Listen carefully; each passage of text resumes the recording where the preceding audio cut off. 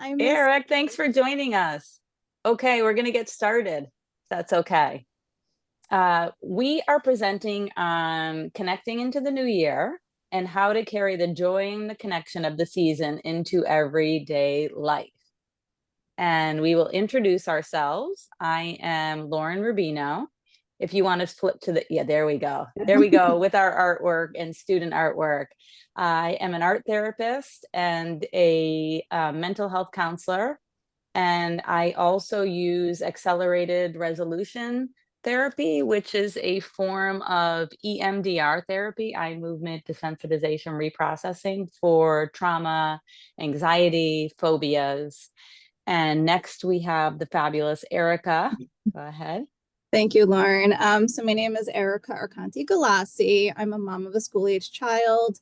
I carry a lot of education certifications and masters. I'm actually currently a high school art teacher at Stanford High School, and I'm currently through Albertus Magnus an art therapy and counseling intern studying, again, art therapy under Loren. So I'm excited to share all about our presentation today.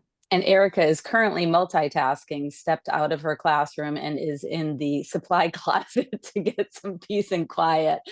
I'm also the mom of 3 daughters and a foster son and 2 dogs.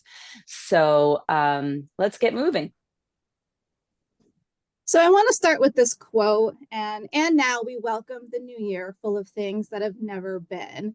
And this quote really brings into, we just finished the holiday season with all different traditions and bringing in a lot of like energy. So today's webinar is really like learning practical strategies, tools, resources to just kind of connect with your families back into your everyday life. And so hopefully you take away some tools, resources for your toolbox to just continue working with connection, working towards connecting with your family, with your children, relatives, friends, your communities, and kind of taking the New Year's resolutions and turning it into more achievable goals. So today's agenda, we are going to be talking about how to transform the post-holiday blues into joy and connections into the new year. So we're going to be talking about how to maintain that holiday energy, right? We just had so much energy going into our work parties, different parties with friends and families, going shopping.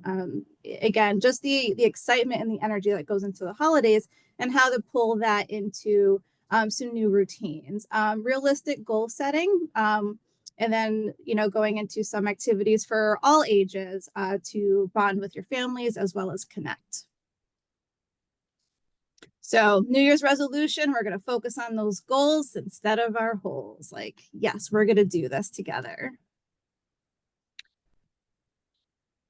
So with the New Year's resolutions, we want to keep them doable. So the truth is setting high expectations for a whole year that sets us up for failure. I am guilty of failing at New Year's resolutions. And when you kind of change the mindset into, you know what, I'm going to achieve a new goal, right? We know there can be hurdles at attaining that goal.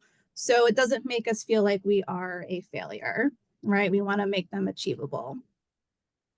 And so Lauren's going to talk about why goals work and why they don't work, or resolutions, I should say.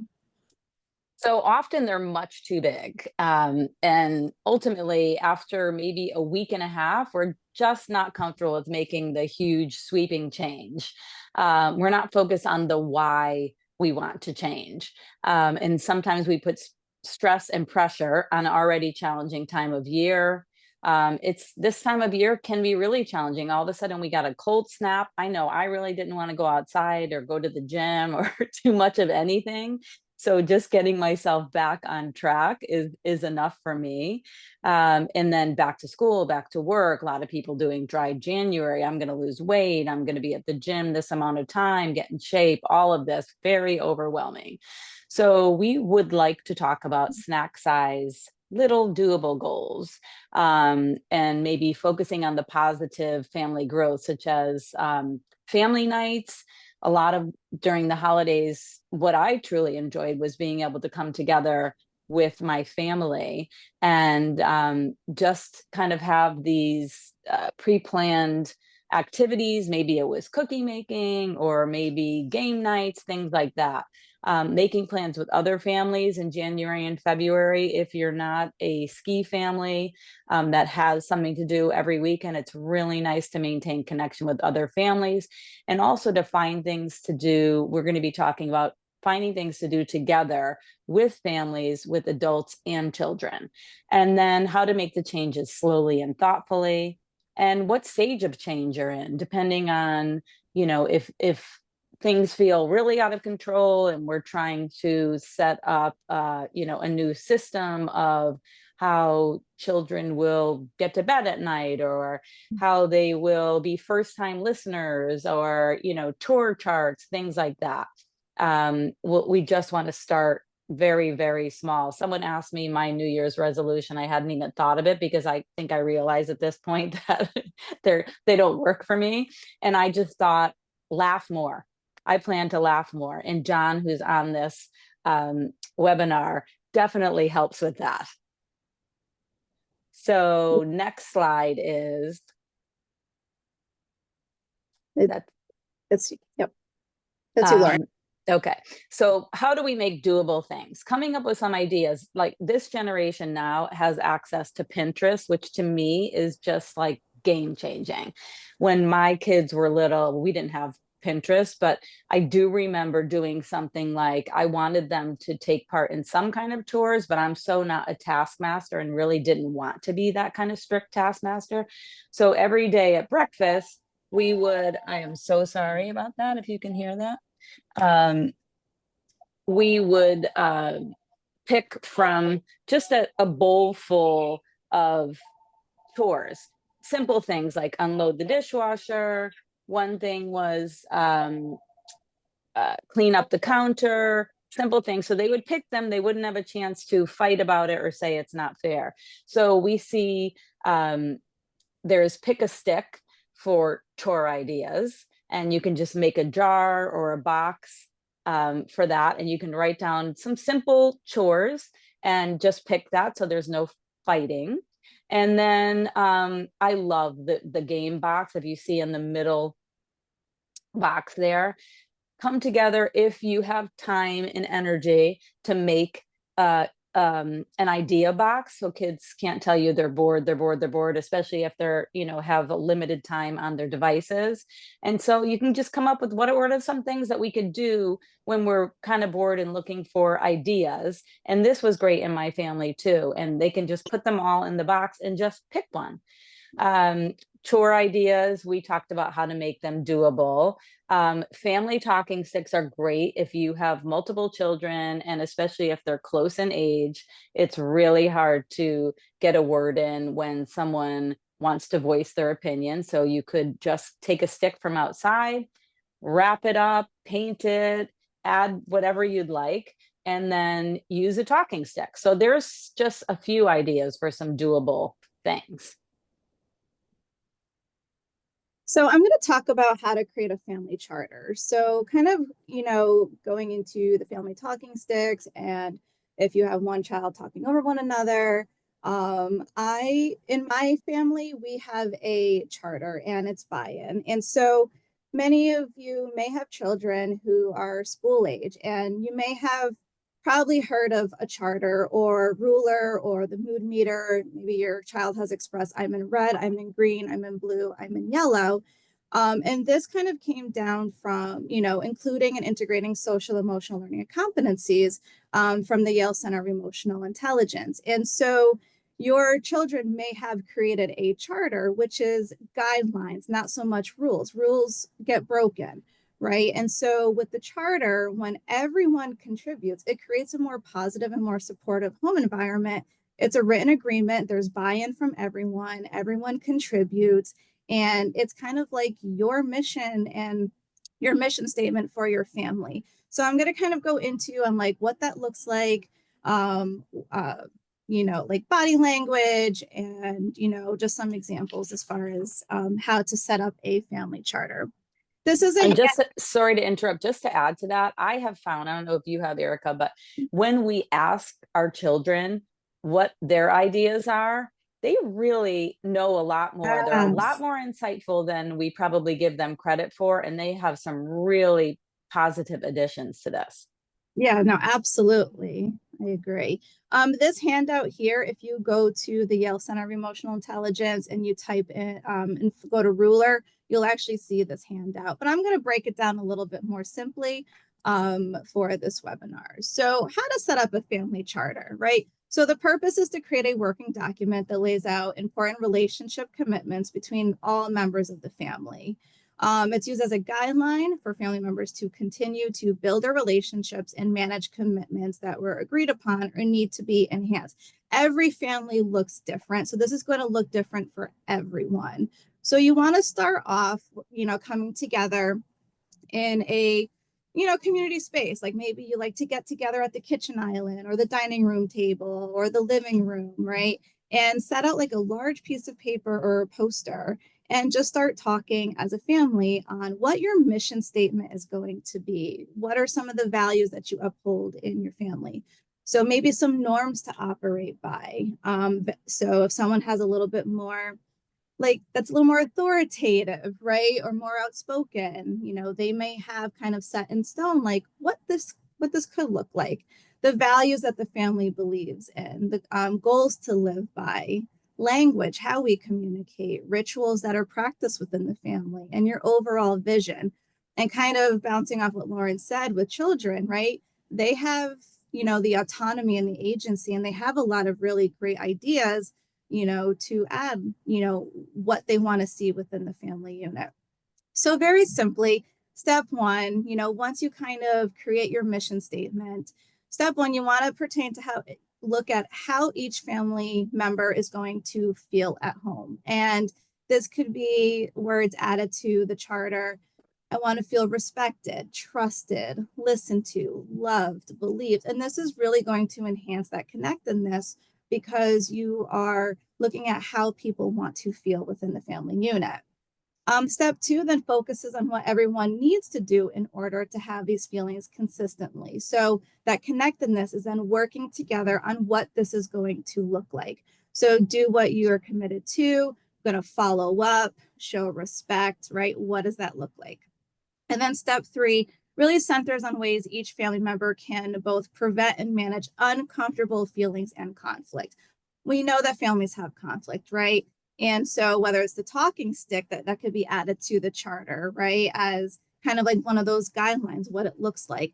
What I really, so through active listening, maintaining direct eye contact, showing interest by smiling, right? The overall body language that you're interested in what your family members have to say and what they want to add to the charter. Nodding, leading in closer, asking open-ended questions, staying calm. And Lauren's going to go into a little bit later on some mindfulness practices that can be included during this time. And don't be angry. And what's really great about this is that it's culturally sensitive, so and responsive. So depending on what body language can look like within your families is also recognized. Another thing that goes along with continue to building that connection with families is, as a parent myself, checking in with your children, right? I mean, we just get so busy sometimes, and sometimes just that little check-in, you know um, whether it's in the car, picking up your children, or from a sport, from some type of sports or activity, and looking at some signs of post-holiday blues. So there can be some physical and somatic symptoms that can follow, such as maybe increased sadness, increased tears, withdrawal or disengagement. So increasing more of the social media, video game intake, more TV, unexplained stomach, body, or headaches. If it's not the flu, because we are in flu season right now, and my daughter has the flu right now. Yeah. Poor thing. Sudden changes in sleep, fatigue or sluggishness, notable changes in appetite or weight, trouble concentrating or paying attention, whether it's at home or even at school. And I'm sure the teachers would verbalize, right, and let you know that, there's been some changes behaviorally within the academic setting. Irritability, emotional outbursts and defiance, feeling overwhelmed, nervousness, feeling overall stressed. and not experiencing the usual happiness during normal pleasurable activities, whether it's like their gymnastics or basketball, or art class, whatever it may be. But just as a little disclaimer, if we are into the second week of January now, if the post-holiday blues or some of these symptoms last longer than a few weeks, or there is mention of self-harm or harming others, to definitely contact the doctor and the physician to kind of discuss some mental health needs, some counseling, and what would be needed at that time. So Lauren, I don't know if there's any questions so far in the chat that we want. Not yet. I'm just adding in the chat that I think we forgot to put in the breaking free from child anxiety and OCD in our books for specifically for parents. We put you'll see books for children, but this is a book for parents, and I will put it in the chat if you don't know about it already. Okay. So just kind of going again, adding on to once you're checking in, what can parents do and what can this look like to do that check-in is to normalize, right? We want to normalize feelings of worry and nervousness and validate them. It's okay that this happens. To acknowledge and reassure that your child and many others may feel like them after a long school break. It's hard to get back in routine. Again, I myself being a teacher, and not having any client sessions and not having classes to teach, I mean, I felt I personally had some disassociation, right, and just kind of out of my usual routine. But I knew as soon as school started back up again, even kind of re-engaging my students back in, right, and now that they're back in, right, some of them had some of those post-holiday blues, right, but now they're re-engaged, and the same thing with my daughter. Aside from having the flu, kind of like doing a little check-in, she's re-engaged with her schooling, so there's no concerns at the time. And just talk about going back to school, encourage them that they have gotten through school transitions before. We have a few more breaks coming up. So, we have President's Day weekend, there's April break. Again, depending on, what district, there may be some long weekends as well. You can also have, for more of the younger children, like preschool years, 3-4-year-olds, it's helpful to write a story about going back to school and drawing pictures of the fun activities to kind of re-engage, what their school day looked like. Ask them what has helped them to get through the transition before. Again, kids have so many great ideas. And so when we have check-ins, they are really honest. And that's the beautiful thing about young children. They are very honest about how they feel. And they could acknowledge their feelings in the story. So and so felt very worried or sad, or that she had to go back to these long days of school. And then, so what did she do? Like almost like they're teaching others, and that's sort of a self-empowerment. Yeah, absolutely. Remind them that they thrive on routines and are strong, and then reassure them that they'll have plenty of quality of time, by planning some more family activities. So kind of, again, bouncing off of Loren with some of those books, children's books are just a really great resource, and it almost kind of like just simplifies, how an individual may be feeling. And, again, kind of going back into, I teach high school. I still read children's literature books, right, and picture books, because it just simplifies the content. And it's the same thing, when we are working, doing some check-ins with our children and our family members. So childmind.org has a great resource page. This is just the select few of just some picture books and simplified versions to really talk about those big feelings, whether your child maybe may have some anxiety, teaching some mindfulness, how to navigate those really big feelings, and putting it through characters in those narratives. So, whether you write the story with them or read a story with them. If they're experiencing a little bit of sadness, OCD, which is connected to anxiety, feelings, if you have a child with autism, eating disorders, even like parent help. I mean, there's just a few sources, but there's so many out there.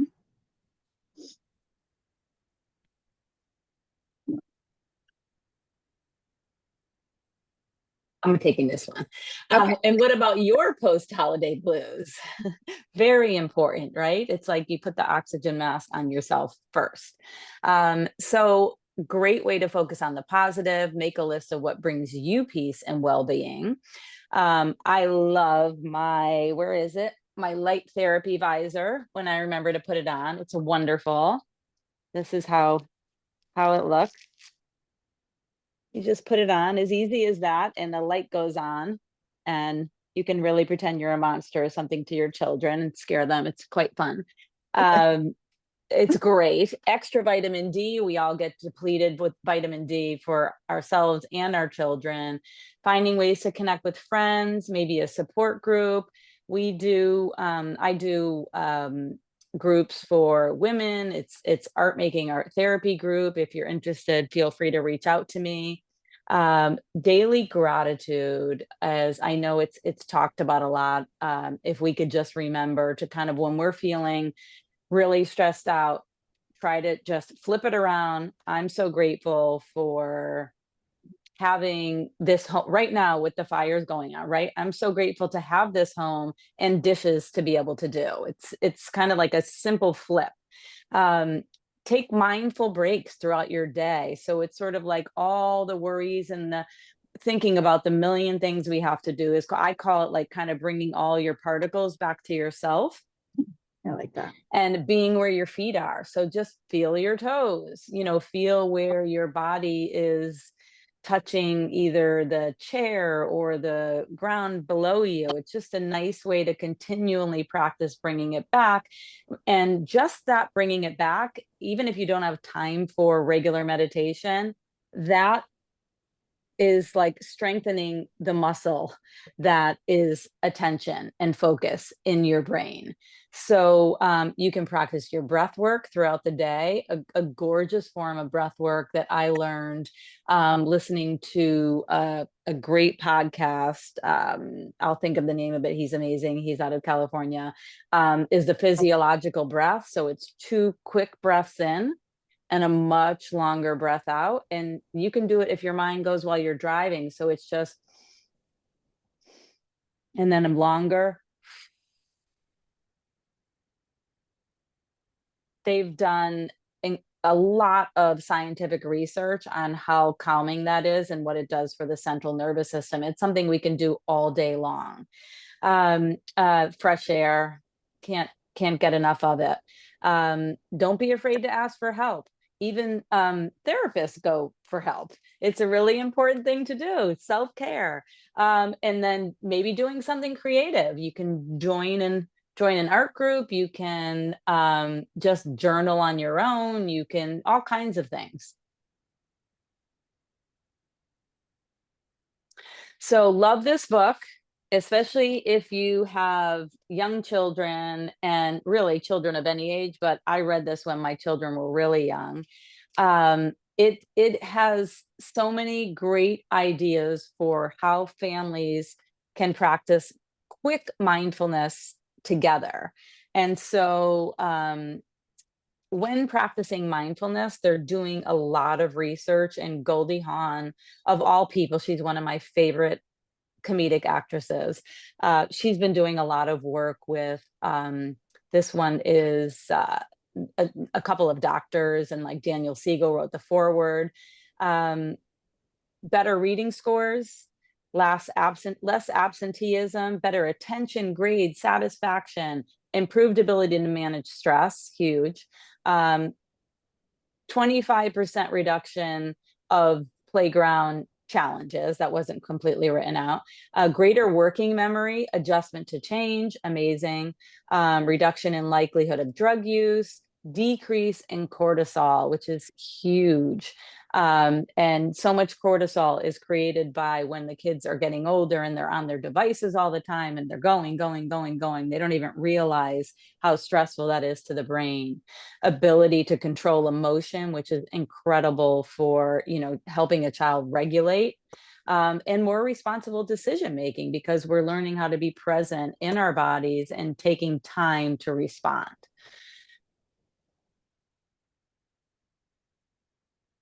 So, mindfulness for yourself, the more you're focused on time, past and future, the more you miss the now, the most precious thing there is. There's another way of saying that that's not as lovely, but I love Eckhart Tolle, and I actually follow him on Instagram.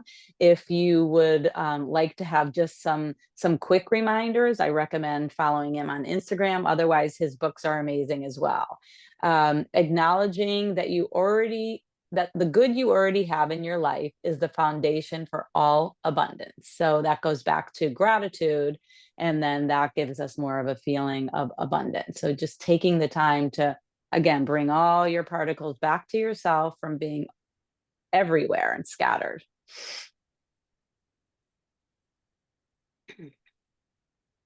So, mindful awareness, what can it look like? I just was teaching a client yesterday who's a college freshman and was recently diagnosed with ADHD.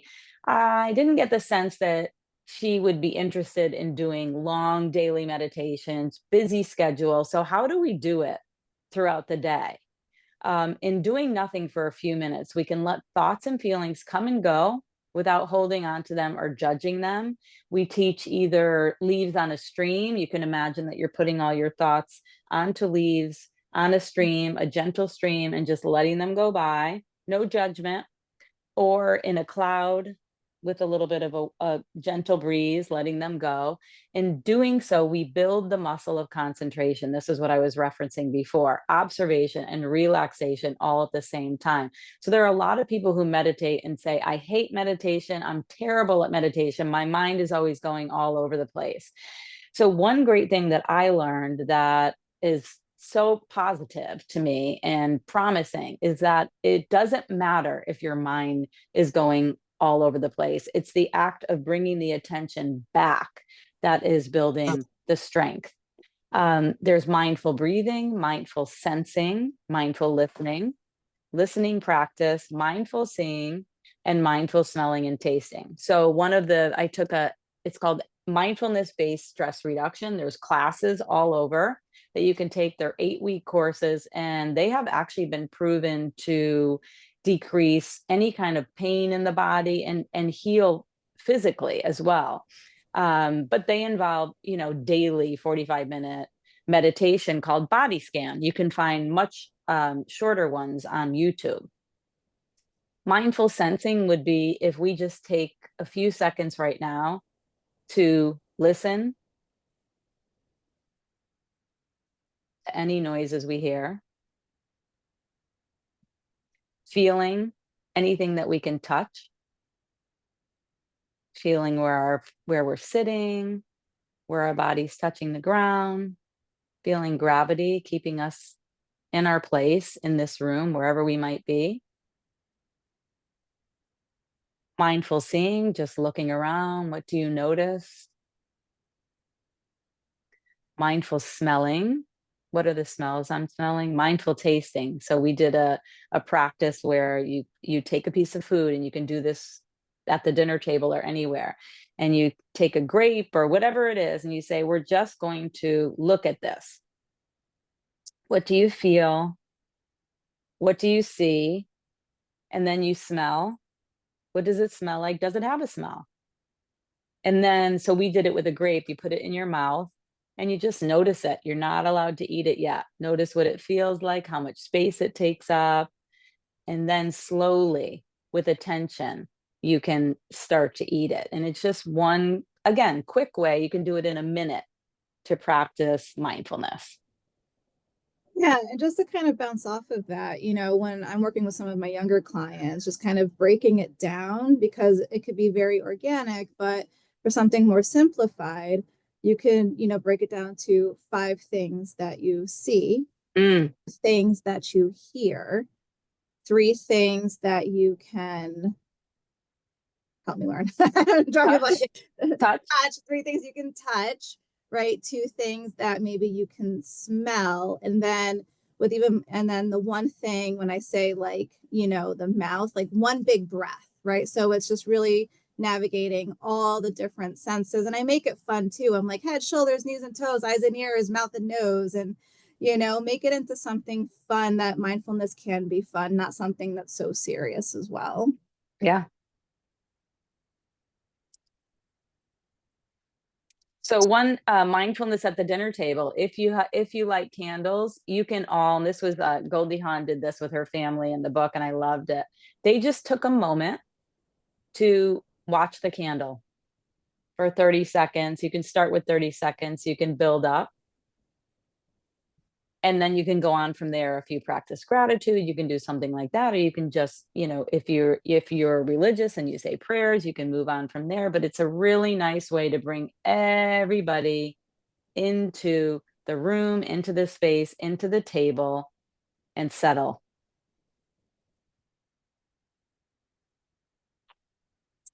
Let's get into family fun nights. We love family fun nights, and I don't think I ever would have been the organizer of this, but we have very good friends that are great at organizing and have taught us a lot. I didn't know until I did the research of the many benefits to family night.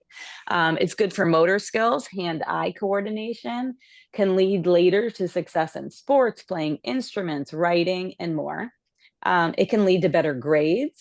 Practice playing academic games can lead to big results in the classroom. But it doesn't have to be an academic game. It's about problem solving. Playing strategy games gives you a chance to model effective problem solving skills. You can kind of think out loud and model that for your child. And so regular family bonding, such as game nights, um, and family togetherness enjoy the benefits to nearly every aspect of their life. And there, it shows kind of where we got the research if anybody would like to check it out. So we're going to continue a little bit more with the so my children are getting a little bit older, they're college age, and we started to, even when we would get together with other families, do things differently. I mean, do things separately. So the kids would be over there hanging out, the adults would be chatting over here. And so this one family, whom we adore, would invite us over for things like pasta making. And they got everyone involved of all ages. So this was actually one of our pasta making nights. And teenagers that normally do not speak to each other if they don't know each other well were working together in the kitchen, laughing, joking, with a little bit of tutelage from our host. We were all able to be a part of this. The other one was pizza making. So kind of taking the dough, he pre-made the dough, we could buy the dough, and just having toppings and taking turns. And then when pizzas come out, everybody could try each other's pizza. And there's a lot of fun and a lot of laughter and a lot of togetherness.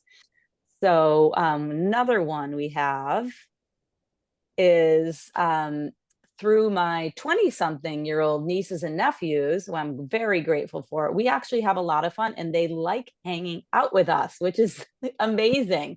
So they turned us on to Sketch Party. If you have an iPad, you can, and an Apple Pencil. If you don't, and you can get one, I highly recommend it. Something called Sketch Party, and you project it, you screen share, and on the television you get prompts, and you have teams, and your team tries to guess what it is you're drawing, which even for artists does not go well when under pressure. It does not always come out that way. It is so much fun to do together. And then they also introduced us to the Jackbox Party Pack. So some of them are a little more PG rated, and some of them go on from there. So be careful, just do a little research in what you're playing. But a lot of them can be using their devices. So you have teenagers and 20 somethings actually on their iPhones, but playing a game with everybody in the room. So it asks you different funny questions and prompts and things like that. And you have to come up with, maybe there's one that's fibbage or a lie. You can come up with, there's one fact and the rest of them are really funny lies. So that really gets everybody laughing and spending time together. Highly recommend that if you have older children or nieces and nephews. And I feel like too, with, everyone has, not say everyone, but the majority of people in the family have some type of technological device or a Mm-hmm. tablet. So this kind of going back to the family charter, what this can look like, right? If we Mm-hmm. have this family game night, it kind of it can decrease that conflict. They're like, well, we can take out the technology, right? Your Right. tablet time or phone usage is monitored, but it's being connected with the family in such a way that no one is isolated and we're working together Right. as a family to have fun and just laugh. So much fun. Another one is We Dance. I mean, We Dance is Mhm. hilarious to do as a family. And a lot of the Wii games are interactive. So if your child is just really begging for technology, it's a really healthy way to be able to play together. And we even brought out bingo with prizes, just like funny prizes that they were so excited for. We have our children here who are and friends who are all college age, and there are more in the background sitting all around. All the boys are kind of like at the table, and we have our host yelling out the numbers, and everybody's getting really excited. So even bingo is still a great game. Yeah, so I think this would be a great time too for our people that have joined us through the webinar is maybe in the chat, maybe type out some things that you already do for family fun night or activities that you do. I'm sure we would love to hear how you create those connections within your family. Yeah, we really would. And if you also do have any other further questions, you can put them in the chat as well. Right. So if anybody would like to ask a question or have a chat, we are here and we are open. And those are our emails. Feel free to reach out to either one of us anytime. And thank you, Allie, for loving all of this. We appreciate you being I, here. I could see the chat now. Thank you, Allie. Okay. Oh, good. That's great. Allie probably has some great ideas for family yoga moves too, I'm guessing.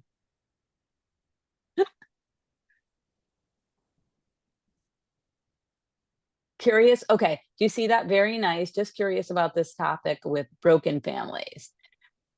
So one thing that I would say if they're living in separate homes is it can definitely be done in separate homes. You can make the decision on what feels right for you with your children and when you can have a fun night. And it depends on the relationship, I guess, with your ex on how that would work out, if there's ever a time to do it all together, or if that's something that you do kind of on your own with your children and maybe inviting a couple of their friends over and their friends' parents. It's a really nice way to build relationship. What do you think, Erica? Yeah, I mean, I agree. I mean, when, there is, the separation, there's, two different rules, right? There's two different ways to do things. If there is a positive or healthy co-parenting relationship, right, including some of these ideas to, again, enhance that positivity under the roof, especially when there are the transitions of divorce or if there's, like not a not a conducive like positive environment, right? You could still create this connectiveness even in separate homes. I love that Eric just brought up kintsugi because that's a wonderful thing to do. It's the Japanese uh, art of putting together broken pottery with sort of like a golden glue, right? It doesn't have to be golden, but Yes. breaking something, if you are a broken Mhm. family, you can do that together depending on the age, or you can just use it as a metaphor of putting things back together, and putting them back together becomes so meaningful and strengthens that bond. You can use glue, you can add other things. I remember back when I was in at Albertus Magnus using bandages. It was a very healing process. Yeah. So kintsugi is a great thing to look up if that's something you would like to do as your family, or just reference building a new special vessel together. Yeah, really great.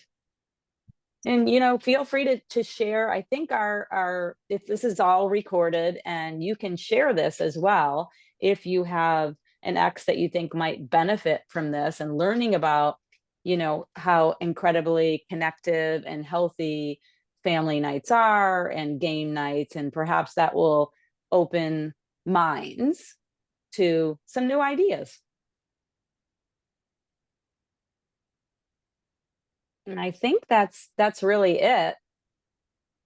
I'm so grateful you all came, even though we can't see your faces. Thank you so much for being here. Yes, thank you so much. Have lots of fun making tiny little goals in the new year, including something as small as laughing more. Absolutely. Laughing is great. Yeah. All the best, everybody. Thank you.